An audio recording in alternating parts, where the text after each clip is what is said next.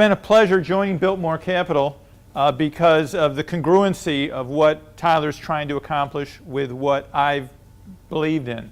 I've been investing very actively for 34 years professionally, and it's just a great opportunity to put what I've learned into practice. The topic today, 3 ways to prepare for forthcoming volatility, is something I picked because I think that we need to think about volatility before it happens. So we're going to talk about a number of things: market volatility, what drives risk, the current environment, and then I'm going to give 3 specific ideas that I would suggest you think about before the volatility happens. And then there will be this last part, concluding remarks, and actually there will be a question and answer session. So if while I'm talking you think up any questions, actually let me correct that, if you think up any easy questions, then keep those in mind, and I'll try to field them when the talk is over. So what do we mean by volatility? Well, we have a pretty objective measure of volatility here, and it shows that volatility prior to the great financial crisis that we had was rather low. In fact, there was a period of time, maybe a decade ago, when people thought that we were in a new era, that volatility was never going to happen again. And of course it came back, and it came back with a vengeance, and it settled itself back down. And this I took from a reputable site, and I don't mean to circle that. I'm not implying that volatility is headed back up there right now. I don't know when volatility is going to come back. I just know it will come back. This stuff happens, and we can get lulled into sleep, and I think that it's when the market gets most lulled into sleep is when it comes back. So we just want to be prepared for it, not worried about it, just prepared for it. That's really the message. The main driver of your performance is your asset allocation. So we want to prepare for volatility primarily through our asset allocation decision. And the thing that I believe in unambiguously, and I'm so happy to be part of a firm that embraces this, is diversification. We talk about in economics the idea that there's no such thing as a free lunch. Well, diversification is a free lunch. And what I mean by that is, if everybody diversifies, everybody can be better off. There's no reason for us not to be diversified. For you to be diversified doesn't mean that somebody else has to be worse off. That's what I mean by it is a free lunch. Everybody can be better off. So I'm going to talk a lot about promoting diversification. Now, when we think about asset allocations, this is what many people would call traditional investments, and in fact you could say this is what most people do with their money. They have long-only positions. Long-only means you buy and hold positive positions in stock markets, you buy bonds, and you keep some cash. And that is the way a lot of people have been investing for a long time, and I'm all in favor of traditions. But I believe that we need to get a little more diversified than that, and I especially think we need to be more diversified than that in today's market conditions. Just so happens that Janet Yellen, the head of the Federal Reserve Board, was speaking today in New York City, and this news article was covered by Reuters. I see some heads being shaking yes that they heard this, and I'm just going to read a few quotes in here. You're welcome to see this. That she says, equity market valuations at this point generally are quite high. There are potential dangers there. Well, I agree with her. I think that there's some real concern about equities. Not great worries. I'm just a little concerned about equities, just like her. I don't agree with her a lot, but I thought she was right on the money today. And then she said, this is a little sophisticated, but she says, compression of spreads and high yield debt certainly looks like the people are reaching for yield. What she's saying is she's a little bit worried about credit markets. You don't want to take a lot of risks in credit markets, is what she's saying. And then she says another potential trouble spot is long-term interest rates could spike, and we could see a sharp jump in long-term interest rates. So she's kind of taking equities and say you ought to worry about equities, taking bonds and say you ought to worry about bonds, both the credit risk and the interest rate risk. And heaven knows cash right now is about the worst bet you can have. It's just devastating to think that if you have your money in cash right now, you're getting at best a return of less than 1%. You're paying taxes on the privilege, and inflation is probably going to eat away at that at 1.5% or 2%. So cash is a really bad bet. So I'm not bearish on the U.S. I'm not bearish on stocks. I'm not bearish on bonds. I think that an aggressive investor should have half or more of their money in U.S. stocks. And I think a very conservative investor should have half or more of their money in U.S. bonds. So I'm not out there. But what I'm saying is that I don't think we should keep a traditional investment of being something like 60% U.S. equities and 40% U.S. bonds. Or what some people would do is to say 10% in cash. I think we should think a little bit outside the box rather than go with those traditional numbers. And I'll try to flesh that out a little bit as we go along.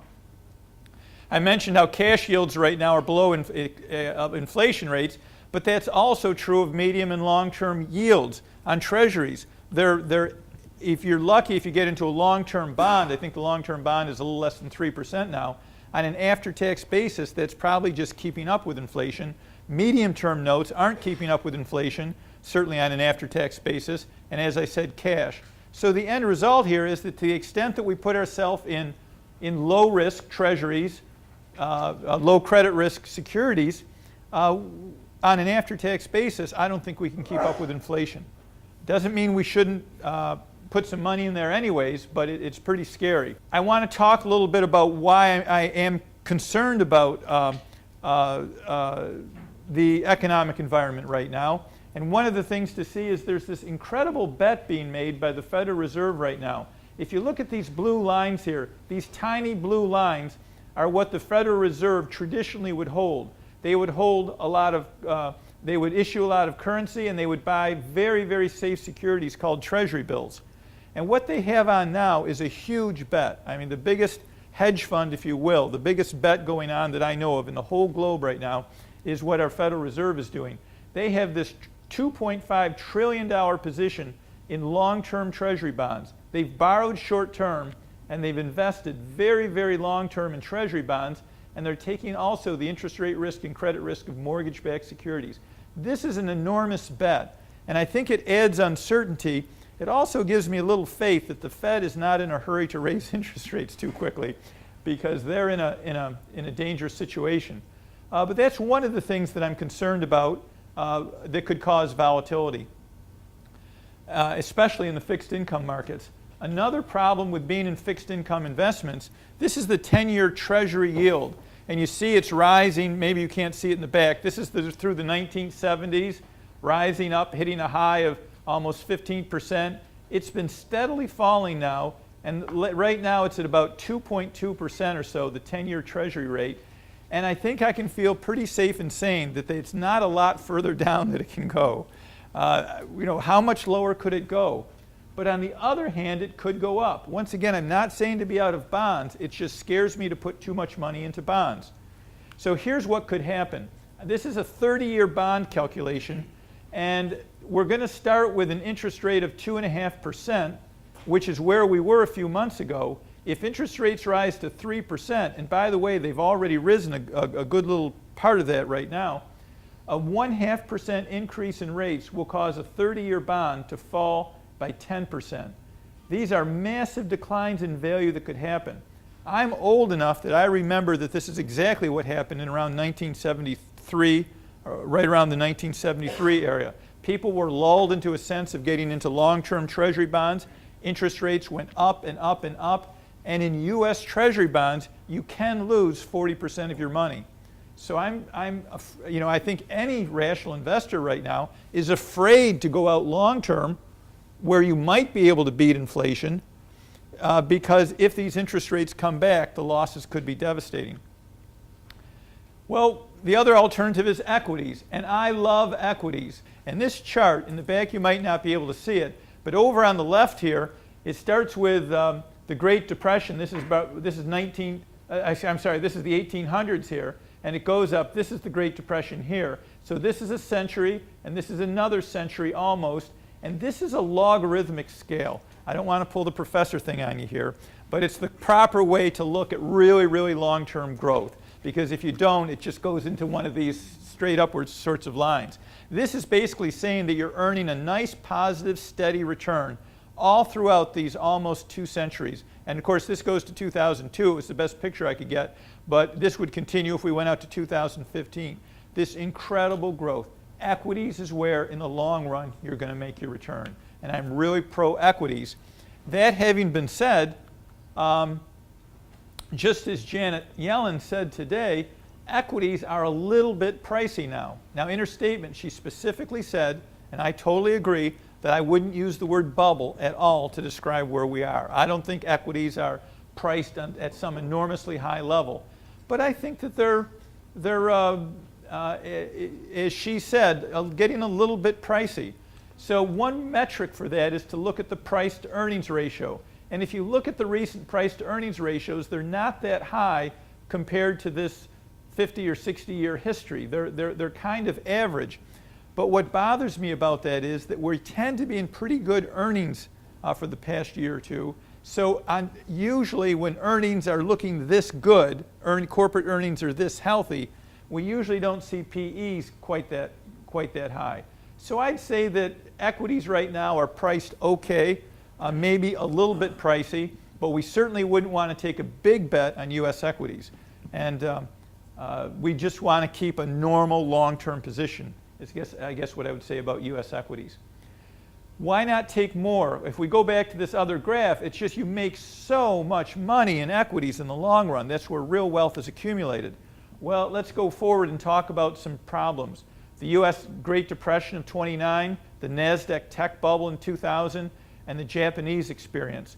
And the theme of this is going to be that why it's so important, if you're going to invest in equities, to diversify your equity positions. So let's look at these markets.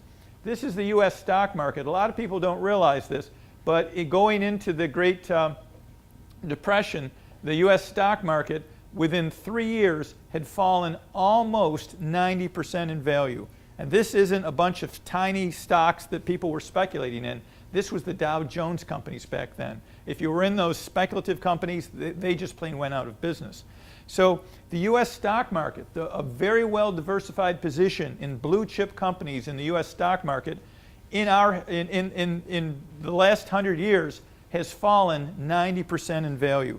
Now the good news is it recovered very quickly. It may not have seemed like it to them at the time, but by 1940 you were almost fully recovered from that drop. But think about losing 90% of your wealth. If you've got all of your money in U.S. equities right now, and if this were to repeat, you'd be down 90%. That's a devastating loss.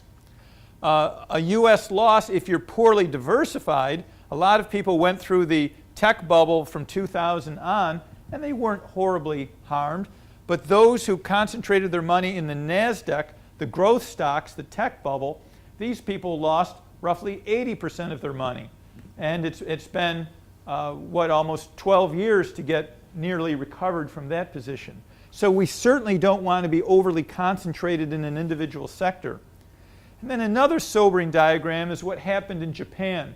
At the end of December 1989, the Nikkei 225, which is their equivalent of our S&P 500, a very well diversified blue chip sort of companies, was trading at almost 40,000. And here we've gotten 25 years, it's still not up to 20,000. Japanese investors are still down over almost 50% from where they were 25 years ago. Now that's and Japan was a huge nation back then. Those of you that are older like me remember Japan Incorporated, and Japan being a very, very major world power back then. So it would be reasonable as a Japanese citizen to put all of your money in the Japanese stock market, but if you did and you retired right around here, and you put your money in that stock market and didn't diversify beyond the Japanese stock market, when it went down like this, reaching these lows, you're still having to take money out. And in fact, it's likely that a lot of people that were overly invested in the stock market actually never got to see this recovery because they actually had to liquidate everything on the way down. So I think this is a sobering lesson. I'm really pro-US. I think that we've got technology, creativity, a very well diversified economy, but Japan was a pretty good economy too. And this is, there we go. This is just a devastating loss. This is probably one of the most sobering things to me because it's a recent era, it's an entire developed nation, and it's 25 years of misery. What do I think caused 25 years of poor Japanese performance? I think, first of all, that was a bubble. And I think that what happens with a bubble is that people become overly enthusiastic and then they become overly depressed. I want to be careful about this, but I think that their competitive advantage was to make marginal improvements. And I think that some other economies like Korea and now China have taken over their role. And I think one of the great things that the American economy has going for it is innovation and the innovative spirit. And I think that we're a little more protected than they were. I think they had too narrow of a substance to their economy, if that helps. There are some concerns I have. I've obviously said some pretty nice things about U.S. equities and equities in general. I am concerned about some of the things going on that don't seem to be priced well into the market right now. And one of them is terrorism. I take managing money, other people's money, very seriously. I've been doing it for a very long time. And that's one of the reasons I will only work with a firm that wants to really diversify, because I don't want people to lose a boatload of money on some sort of a bet. So I literally worry a lot about these sorts of things. And I think to myself, what happens in the event of a terrorist event? I talk to a lot of professionals about this. And I'm not talking about a minor terrorist event. I'm talking about something widespread and biological, or something widespread in nuclear. And by nuclear, I mean dirty nuclear as opposed to nuclear weaponry. What would happen to the U.S. markets if the U.S., we seem to be the prime target, became the object of that? It's something that I think about. It's not going to drastically change a portfolio, but it is one of the guiding principles that wants me to be well internationally diversified, as bullish as I am on the United States. I do worry about Russia, Ukraine, and Europe. Always the Middle East. I mean, I think that's a given. And I think about what the impact could be on U.S. equity markets, and it really just leads me not to a conclusion to get in or get out. It's just to be well diversified. All right? So here are the three things. I talked about 3 ways to cope with the volatility. I talked about the volatility, what might be causing the volatility. The first thing that we want to do is to diversify our concentrated positions in individual assets. We don't, Biltmore, in our core focus business, we don't invest in individual stocks. We're not a stock picking firm. We believe in picking very well diversified portfolios and investment pools. So concentrated positions, it's easy to fall in love with concentrated positions. I know there's some people here, I won't point fingers, who have concentrated positions because they've been very fortunate, they worked hard, they did very well in some very good concentrated positions. In the Lehigh Valley of Pennsylvania, near Bethlehem and Easton and Allentown, Pennsylvania, where I work, a lot of people made an awful lot of money in Pfizer. And I remember talking with them when Pfizer was just going up and up and up and up, and it hit $50 a share, and millionaires are being created all over because we had a company there that was bought out by Pfizer. And I urged them, diversify. That it's too risky to be in an individual stock like that. I understand the tax consequences. I hate paying taxes. My wife over here will testify to the tears that are shed in April when I'm paying taxes. But it is very dangerous to hold these concentrated positions. So we want to hold a lot of securities. Even the theory tells us that we should only hold assets, roughly speaking, in proportion to the total size of the world available securities. You should, overly concentrated is when you hold more of an asset than exists as a percentage of the world's assets. So if we were to take the largest firm in the history of the world, does anybody here know what the largest firm in the history of the world is?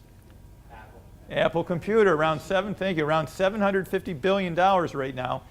Apple Computer, though, is really only about 1% of the world's equity markets alone. So if you held a perfectly diversified global portfolio, you'd only have 1% of your money into Apple. Of course, there's a ton of people who have a lot more than 1% and a ton that have a lot less than 1% of their wealth, their equity wealth, in Apple. So we want to be careful about putting a large percentage of our money in individual assets. Now, this is a fantastic article Those of you, again, that are in the back of the room, I wish you'd sit up front. And the reason I wish you'd sit up front here is because if you look really carefully here, I authored this article. And that's why I was saying what a fabulous article it is. And what it shows here, it's hard to see in the back, is that what's the risk if you go from owning one stock all the way up to 100 stocks randomly picked in a portfolio. And it shows the risk starting at 4 and going all the way down. 90% of the risk disappears if you go from one stock up to 100 stock. You can diversify away above and beyond the market 90% of your risk. I'm not saying that, I want to make that careful, 90% of your diversifiable risk by holding 100 assets. You'll be left with the market risk. But what's informative about this is the 1960s, 70s, 80s, 90s. It goes to 2001. It needs to be updated. Maybe I can get them to publish a new article if I update it. But when you get over to this column, the risk has increased. The risk of an individual stock has doubled over these time intervals. But the advantage to holding a diversified portfolio remains. So as painful as it is, I urge you, even if it causes some tax consequences, to work your way out of those because you can lower your risk and it's worth it. Diversify out of concentrated positions in individual assets. Most of the money that we're deploying in our core focus of business is invested in pools, and those pools each have hundreds of assets in them. We are not taking firm-specific, stock-specific risk. We're diversifying that away with our investment pools. All right? Largely speaking, more so than any other manager, just about any other manager I've seen. Going to the second thing, we should diversify away from concentrated positions in U.S. equity markets and U.S. bond markets. That's obviously consistent with what I've been talking about. We need to get away from that. It's called the home country bias. And the idea is that people tend to invest the majority of their money in their own country. Maybe it's patriotism. Maybe it's because they feel familiar with that company, with the assets and the country. And there's actually some reasons that they should do it, because then you're kind of doing what everybody else around you is doing. And there's comfort to that. And I think there's appropriate comfort to that. That if we're all investing in the U.S. market, we're all going to go up and down together, and you won't feel like you were the odd duck who lost money when everybody else was making money. So there's some comfortable reasons to have a home country bias. But most of the reasons, I think, really, I don't think they're persuasive enough for us to have the home country bias that we have. Now, what do I mean by the home country bias? If we were to invest in U.S. stock and bond markets in their proportion to the world, which is what perfect diversification is, if we add up the U.S. stock market's value and we divide it by the value of all of the world's stock markets, we get that you ought to be putting 30-some% of your money in U.S. stocks. And you ought to be putting maybe roughly, very roughly, 10% maybe in England and 10% in Japan and Netherlands and Germany, these major countries. And as each country gets smaller and smaller, you put smaller and smaller amounts. You know, maybe a half of 1% in a country like Spain or something like that. And you invest in everything in proportion to its size. So how many of us put 30-some% of our money in U.S. equities and 60-some% of our money in non-U.S. equities? I don't. I've got a home country bias, and I think I'm patriotic, first of all. Second of all, I do have confidence in this country. And thirdly, I have the home country bias that most people do. It's hard to overcome this bias. But theory teaches us you should have roughly a third in the U.S. and 2/3 elsewhere. Now, we don't recommend that as a firm. I'm not here to recommend that. Theory recommends that. But I certainly don't think we should be keeping 90% of our money in the U.S. market. It's just not a well-diversified bet. So we would recommend diversifying away from concentrated positions in either U.S. equities or even U.S. bonds. As it says, U.S. financial markets represent a third of the market. Maybe it's appropriate to put 2/3 or more of your wealth in these in the U.S. But we certainly, I don't think, should be up around 80-90% of our money in just U.S. assets. Another point about that is that we shouldn't limit ourselves just to stock and bond markets, we should also think about some alternative investments. So what do I mean by alternative investments? This is actually a specialty area of mine.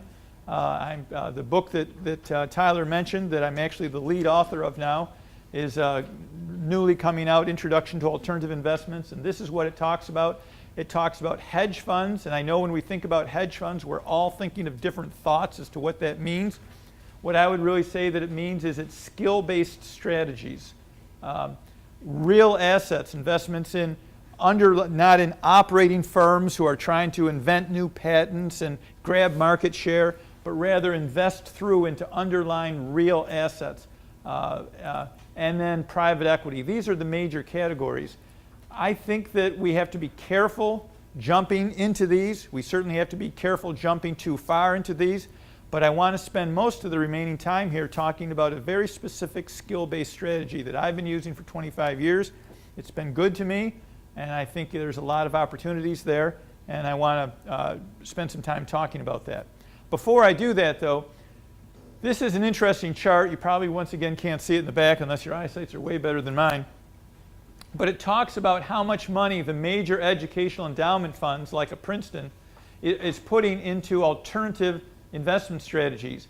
And if you can't see that from the back, it's saying that the really largest educational endowments are putting 40 to 50, almost 60% of their money in these alternative strategies that I was talking about: private equity, hedge funds, managed futures, real assets.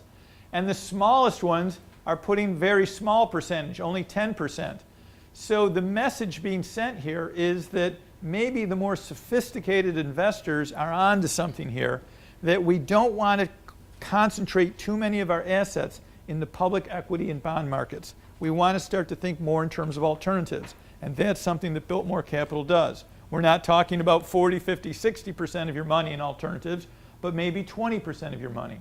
And by the way, alternative assets are defined very differently by different people. So when we throw out a number like 20%, the real follow-up question is, well, what are you including in that 20%? Are you including real estate in there, for instance? And so we don't want to get too enamored with these numbers. This is another nice chart. What it shows in the top line is how a particular combination, these are the 50 highest performing managed futures funds, there's kind of like hedge funds, how they performed in the last 17 years. And then this bottom other shade of red line is how the S&P 500. So it's showing if you put all of your money in U.S. equities, of course you got devastated by the financial crisis, but you've come back brilliantly. If you put your money in managed futures, you kind of went up and down somewhat independently of the market.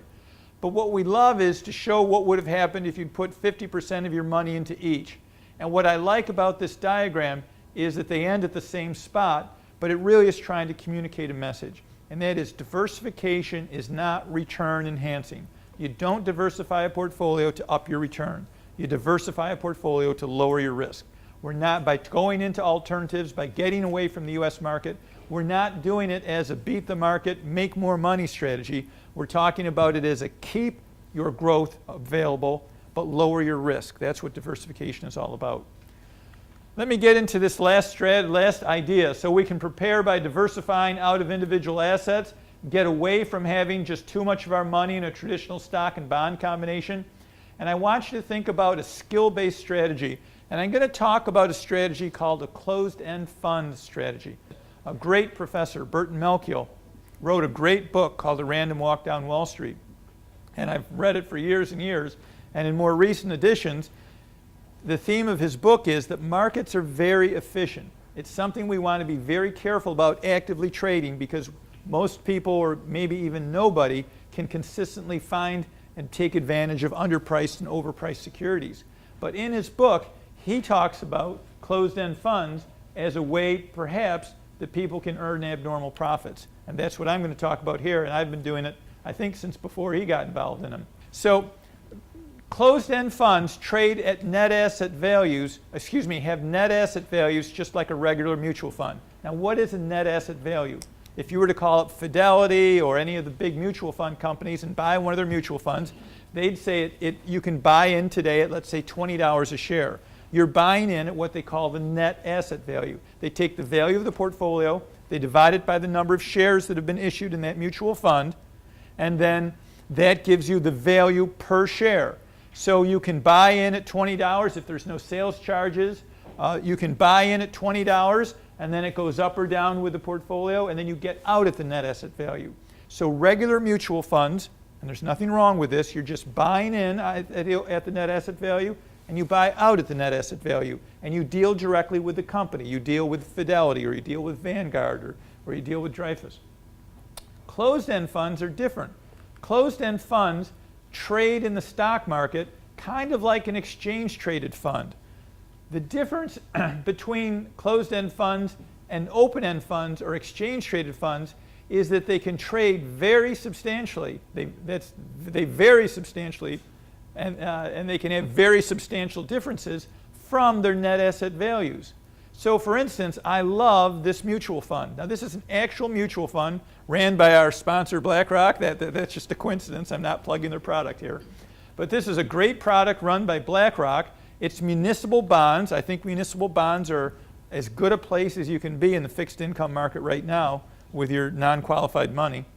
So they have this great mutual fund. It's been trading lately around $23 a share, a little less. Excuse me. Its net asset value has been 23, but its market price has been less than 21. There's a 10% gap between the price. This means that you can buy $1 worth of these municipal bonds for 90 cents.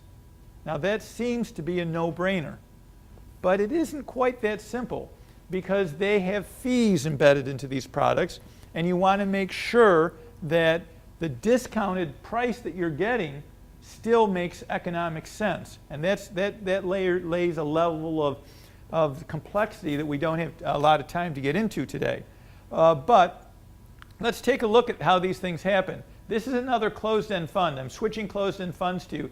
And this is the Municipal Pennsylvania Fund. I have my residence in Pennsylvania, and this one I've been trading for at least 10 years, although I've been trading closed-end funds for 25 years. And this shows its history. And this reddish line, orange line, magenta, I don't know, I only know one or two colors.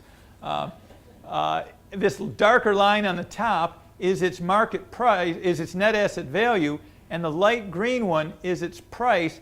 And you can see that they track each other, but there's sometimes when there gets to be a pretty big gap here. And the gap tends to be correlated with how well the market is doing. Now, a better picture of this then is to show you the discount. So what I'm trying to show you here is if you buy the fund when it's at a 5% premium, you're paying $1.05 for every dollar of assets. Why would you do that? I didn't do it. I wouldn't buy these things at a premium. Sometimes it'll trade at a 10% discount. That's a pretty fair premium. It's a pretty reasonably attractive premium. But sometimes it's traded at a 15%, and during the crisis, I was picking this up at a 25% discount. Now, the bonds have fallen in value, so the net asset value has fallen, and the closed-end funds fall even further. Now, I do want to warn you about these products. When you invest in closed-end funds, if times get really, really bad, you not only lose because the fund drops in value, the net asset value, if the discount widens, it doubles your losses. That's why you don't want to bet the ranch on this. You put a modest amount of money when you see an attractive discount. When you see these discounts in the 10 to 15% area, you pick some up. If it comes up to here, you get out of it. If it comes back here, you get into it. But you keep your powder dry. I don't know if these are too folksy expressions, but you keep some money out of closed-end funds so that if I have a folksy expression for what this was. This was the manure hitting the fan. So if this happens, you want to go all in. And the reason I say this is important is that with a closed-end fund strategy, you're almost looking forward to a crisis because the opportunities are so great in a crisis. And I know a great closed-end fund expert who says that he just sails around the world until there's a financial crisis, and then he picks them up like this. Well, I don't think we can wait. It might be 10, 15. I hope it never happens again, that there's another financial crisis like that. But there's phenomenal trading opportunities here, in my opinion.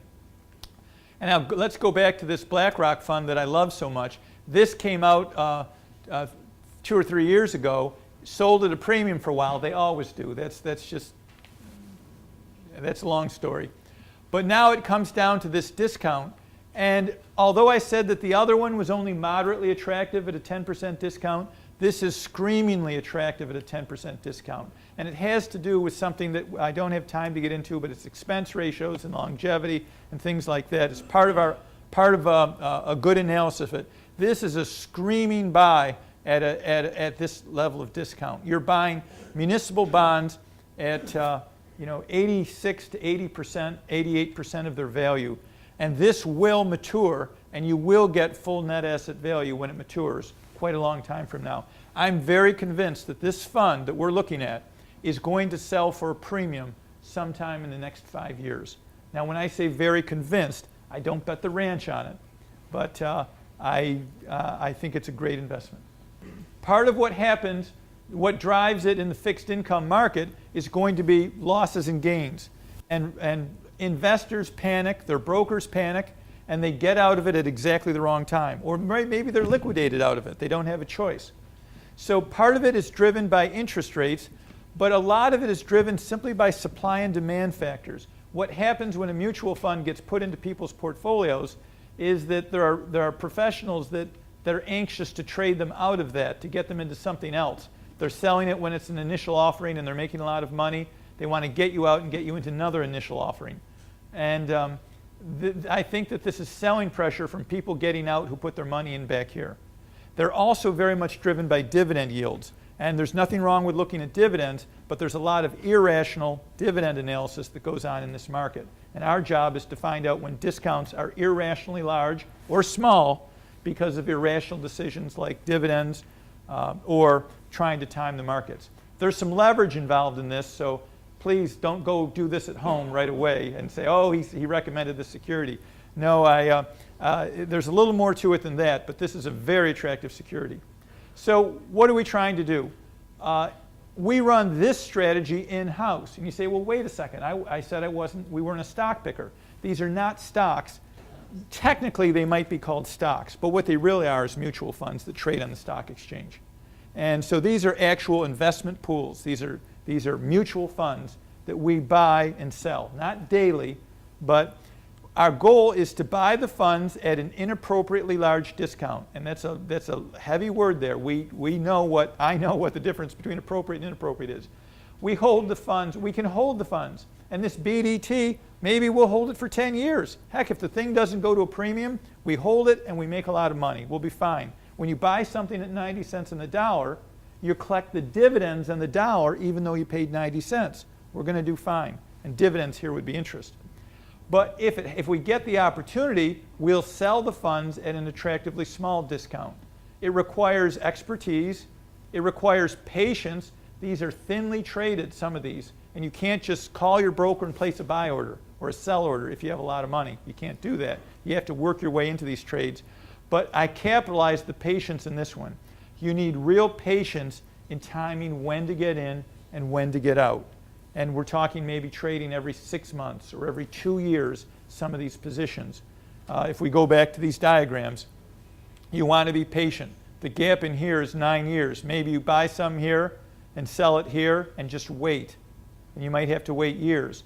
And of course, the different funds are moving, giving you different opportunities. Lastly, I want to stress, this strategy is going to perform very poorly in a time of great market stress. So put on your seatbelts and know that that's going to happen. But when that happens, lick your chops. This is a very folksy talk. Lick your chops, because that's when the real money is available. Because that's when the discounts are going to explode out to 20 or 25%. And if you've played this right, you're still going to have money available to put in. I got into this MPA at around 10 bucks a share, going back to this.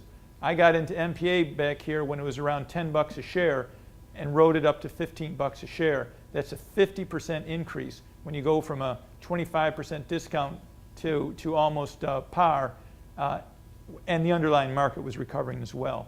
So the gains can be enormous after a financial crisis. And what I like about that is it's providing a type of tail risk protection. not a short-run tail risk protection, but a long-run tail risk protection. In the long run, financial crises are going to help this strategy. In the short run, it could be painful, but that's why you don't overinvest in the strategy while times are good.